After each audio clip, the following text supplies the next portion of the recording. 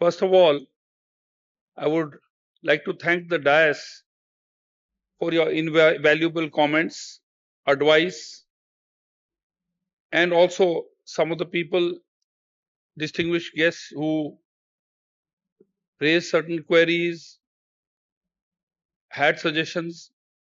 We welcome them and we will certainly look into your issues. Basically, this brainstorming session was very, very valuable. Life is a learning process, and for the government also, good proposals, good ideas, and this brainstorming session has been very invaluable to our department. Rising Rajasthan Summit is closing tomorrow, and by God's grace, people from all over the world, when you see the record MOUs which have been signed.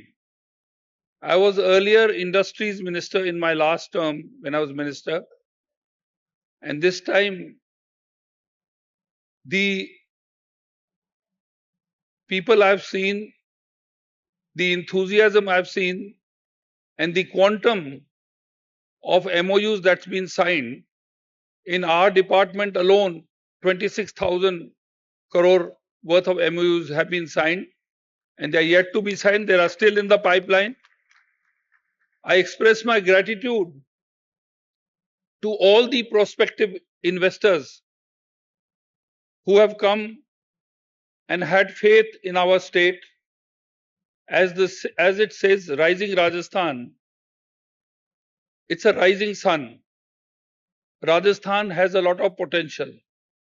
We have a very big infrastructure, be it highways, be it solar parks, electricity, be it tourism, be it mines and minerals. Those of you who were there in the session with the Honorable Prime Minister yesterday, you must have seen in that 270-degree screen what all Rajasthan has. And we are still an unsung hero.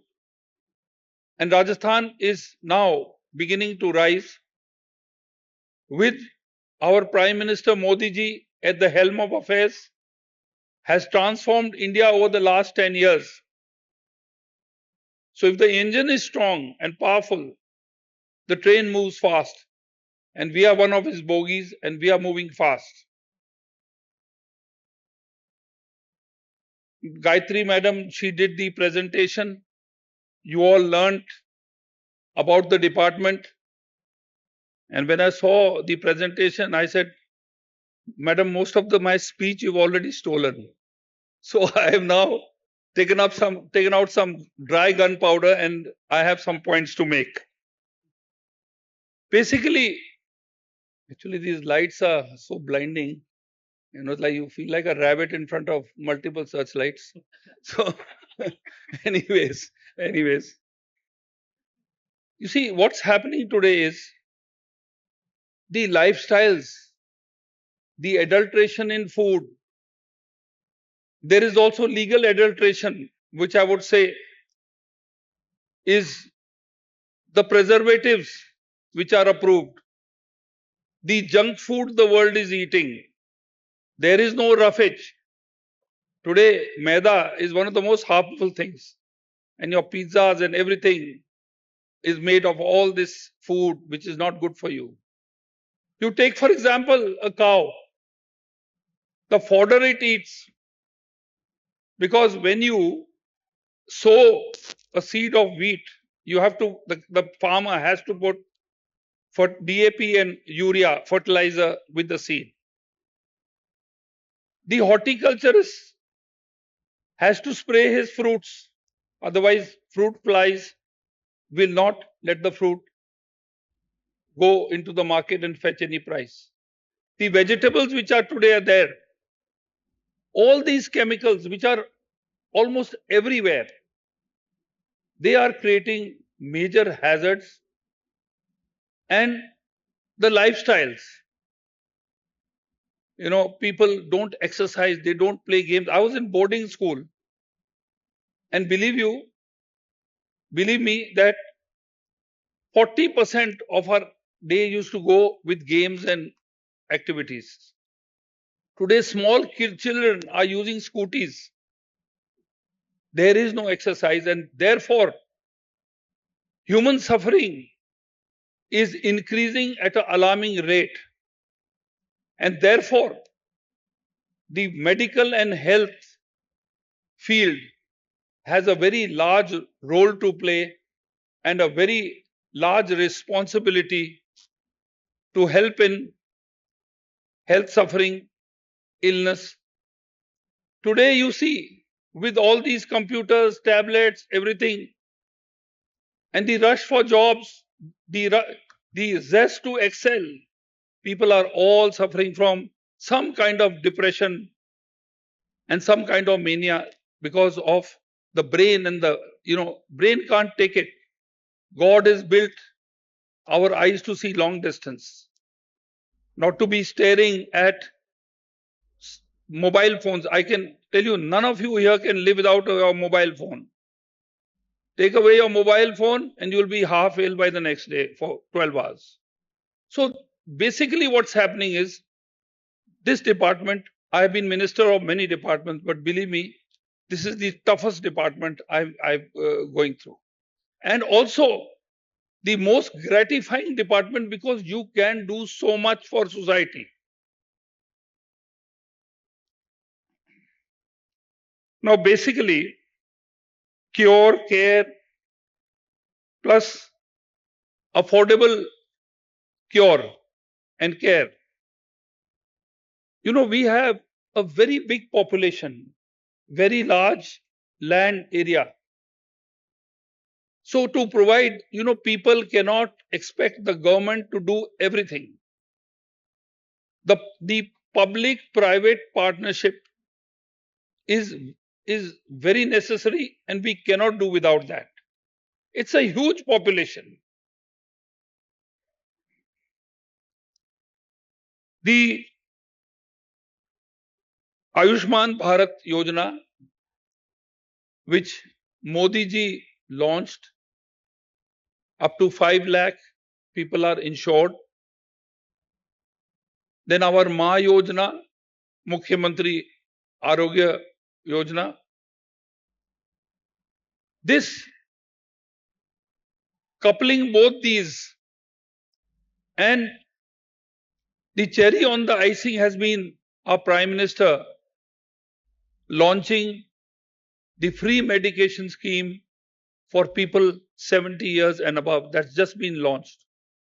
I think that's a great contribution to society. The Ma Yojana, which is what? It is basically a triangular game.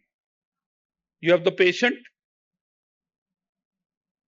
you have the insurance agency, and you have the empaneled hospital. And you will be surprised that, our state is known to be a model state in affordable medication to a large number of people. 88% of our population is covered under this universal health, this Yojana, Ma Yojana. 1.33 crore families. Well, 1.33, I was very bad in maths in school. I think it's 13.3 million. Am I right? 1.33 crores is what? 13.3 million families are benefiting from this Yojana with a coverage of up to 25 lakh rupees per family.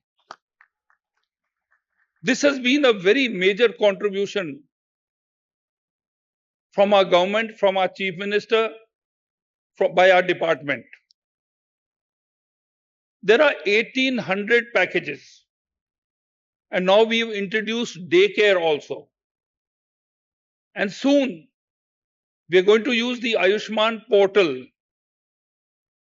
to ensure that people from any state can come to our hospitals and get treated.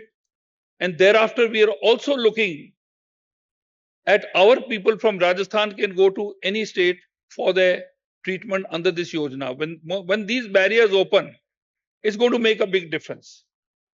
You see the impaneled hospitals, big hospitals, rich hospitals. Principal Secretary, we have attended, we've gone there for functions. 60 to 70% of their patients are people who are the beneficiaries of this Yojana. Diagnostic centers, small hospitals, big hospitals have mushroomed all over the state. And in the countryside, where 70% of our population resides, where private hospitals, it is not financially feasible, lucrative for them to enter that arena because A, they are poor patients, B, they are not enough. We have gone right to the grassroots level by having sub-health centers, even catering to population of only 1,000 people. And with the help of Modi ji, giving us 60% of the money, we are going to put a junior doctor. There'll be LCD screen. He'll have a tablet, mobile, Wi-Fi, and he can do teleconferencing with the villages. A lady can say, go on FaceTime or whatever and say, I've got this rash in sunlight, can take a photo or take a video. The doctor can say, if you have a little medical store there, this medicine is a common medicine, you can go and use it. That's the level we are going down to, right to the grassroots. We have 22,000 sub-centers, PHC, CHC. And what is most important is till a year back, most of these hospitals had only about 30% occupancy of doctors posted out there. Our Chief Minister, when he understood, he opened his heart and he allowed us to recruit 50,000 new recruits, out of which 18,000 have already been recruited. And hopefully by April, May, we will have no vacancies in any of our hospitals. That's a very, very major achievement. 28,000 crores has been allotted to our department by our Chief Minister. In addition to that, there are many, many schemes, whether it's repair of hospitals, new hospitals, medical colleges, where 60% we get from the center and 40% we have to shell in our own. There are many schemes also those. So 28,000 plus that, a lot of money is going into medical care.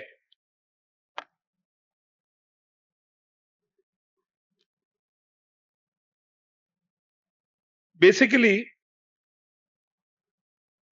eradicating all these diseases. We have an arduous task. Like this year, it was record monsoon. You had typhus, you had diarrhea, you had malaria, you had dengue. And our department bravely made sure that there were hardly any deaths, maybe in the whole of Rajasthan, maybe 1 or 2 deaths by dengue. You saw COVID, and I think we should all be proud of our country, the way Honorable Prime Minister handled COVID. There were countries who did not have remdesivir. He had our own companies, our domestic companies produce all the drugs. And the discipline our people had during COVID. You saw what happened in America. There was not much discipline, but our people were disciplined. And the mortality was not that high because our Prime Minister went all out. He went flat out to make sure that medicines are procured and given on time. So we have a very tough job. You know, it's a job, if you like to do a job where you don't get much pats on your back, but you do for humanity, it is this department. A lot is happening. Medicity is coming up. Your Delhi-Mumbai industrial corridor, 30% runs through Rajasthan. Your NCR area, which is right near Delhi, between Delhi and here, is booming. Highways are coming. There are 9 expressways coming up. And with Medicity, there are a lot of opportunities. This is land of opportunity at the moment with this Maha Yojana also. We talk about innovation and equipment. If you go and see in some of our hospitals, the equipment we have, the linear accelerators, the machines we have, they are at world class, absolutely. And then our hospital like SMS, which is our biggest hospital, it was built for Jaipur city, which had 2 lakh people. And today we have 42 lakh people. Anybody sneezes, he runs to SMS. Our doctors are still managing it somehow. It's a very, very tough job. And RUHS, which we are promoting in a big way. Medical colleges are coming up in almost all districts. Nursing colleges, we have the Ayushman tower coming up, 24 floors with chopper landing on top, state of the art, 1200 cars parking, aero bridges in SMS hospital between the buildings. Our cardiac tower is almost getting ready. So we are trying to do a lot, and we are trying to ensure that every district has a medical college. And people who want to invest in Rajasthan, medical college is an opportunity for you all. SMS, we have MRI machine, CT scan, PET scan, outsourced. Because the footfall is so high, we get a CT scan MRI for about, I think, 3,000 rupees or so, where the market price is 8,000. This is where private enterprise and the government can go hand in hand, and both can survive and both can swim together. And this is the need of the hour. Investment in the pharma sector, medical devices, universities, colleges, and for the NRI. भाई कुछ करना है तो अपने घर में करो जहां आपकी रूट्स है. आप कमाओगे भी अच्छा और भला करोगे तो अपना लोग का करोगे आप. It's a win-win situation. And one gentleman talked about 3D masks. You're talking about technology. AI has come a long way. You talked about the reserve packages.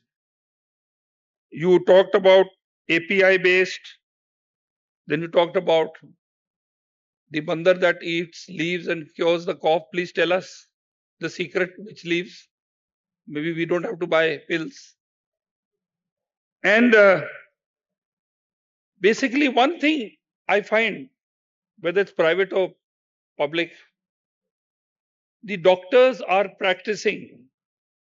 They're seeing so many patients in a day that abroad, when you see the doctors go for seminars, they research, they go for a holiday and just go on the computer and see the new technologies, new medicines. That is one thing which is lacking in our country. And of course, as you said about research, suggestions came about research.